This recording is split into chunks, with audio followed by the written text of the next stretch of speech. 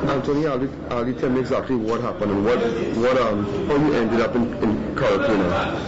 Well, we left Trinidad with a tug and barge, got a job with a tug and barge to deliver, a tug and a boat actually, to deliver it to Santo Domingo. Departed Trinidad on Saturday, had engine problems, drifted into the cables of Venezuelan platform, drilling barge. So you work in international waters? Yeah, we will. According to everything that I know and Coast Guard advised us when we called, we were. The tow that we had eventually sank, and on the Sunday we were apprehended by the Venezuelan Coast Guard in international waters, some 65 miles offshore the coastline, which from my view and my knowledge is international waters. We were brought into Carapano on the Sunday evening, the Monday actually, after drifting for the entire day because I was refusing to come in here with them, and we were forced in with a launch and a frigate from Margarita. At gunpoint, we were threatened that if we tried to leave, we would be shot. Got on board, no explanation, no questions, nothing. They took all the documents off the boat. They said we're inside here for investigation. The other day, which was the Tuesday, they took us off, rushed us to the police station, told us we're going for Interpol investigation. And after that, we ended up in court, where they reprimanded us, They told us the charges that they read to us, they didn't charge us. They said they're going to pursue charges on a code for maliciously damaging and intentionally damaging U.S. Venezuelan property. And they also had a charge that they were claiming $50 million US for the government and the people of Venezuela, which have nothing to do with the incident or anything else. And since that, we've been in prison here for... What have the Trinidad and Tobago Council been doing here? Just this year? Well, a two bag with some toothpaste, roll of toilet paper. How long they did that? About 50 days ago. Okay. Since the 5th of April? 5th of April, yeah. Okay. So only one time you were visited? One time. Nigel Cordner. Nigel Cordner, how do you describe your stay here? Well, I'm in jail for something you ain't supposed to be in jail for, because I think that the government, I'm not asking, but do you think that the government of Trinidad and Tobago and the Foreign Affairs Ministry has abandoned you? Look, because nobody comes to help, nobody, we just call, but since we highlighted on your show, well, as far as we know now. You're happy to see me here? Well, yeah, at least we're seeing somebody.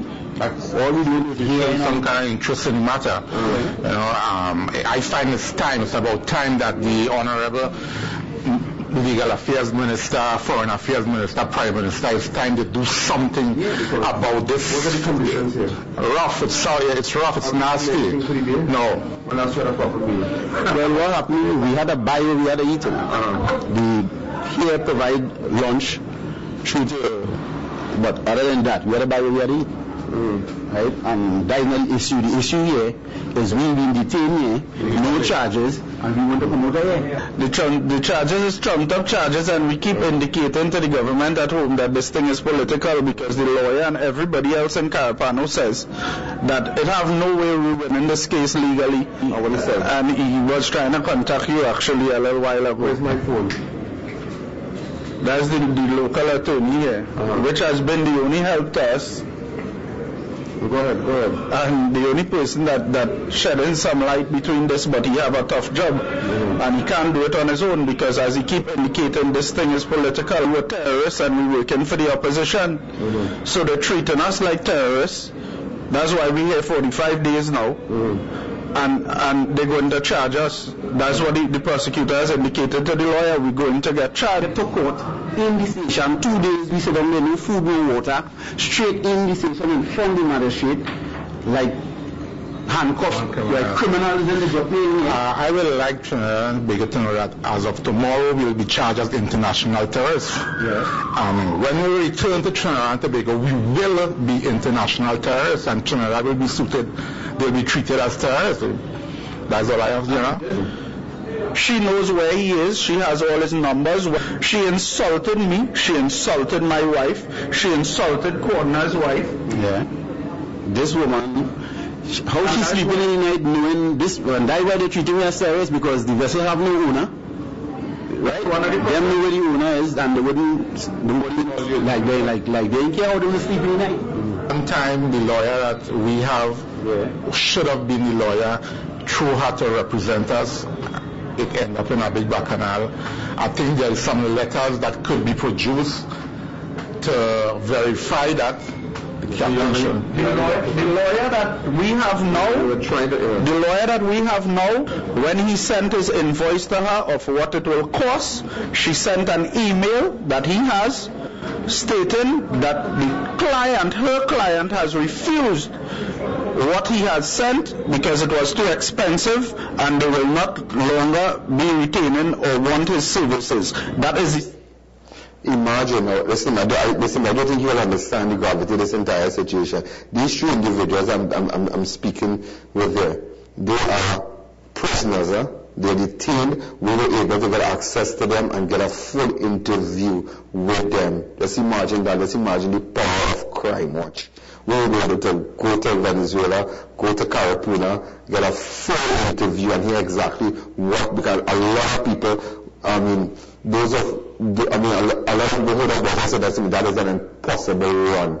Impossible. There's a few people I told that, that privately, my, individuals in crime that I work with, I said, listen, that's an impossible run. But never, I was able to get a full interview with these individuals. They even saying that there's a lawyer, a female attorney, who has some knowledge about the whereabouts of the gentleman. That is still sketchy, but we are going to get the gentleman, believe me. So the guys that you are seeing there are the three crewmen that have been detained since, it's 45 days now, 46 days now, and in the next 20 days, they're going to appear again. What the government of this country really do? But I'll tell you something this evening. I'm going to tell you this. Don't ever be surprised to see me sitting with an official from Chavez administration discussing this issue. And I mean back in Caracas. Don't ever underestimate me. Don't ever, ever, ever, ever. Let's take a break.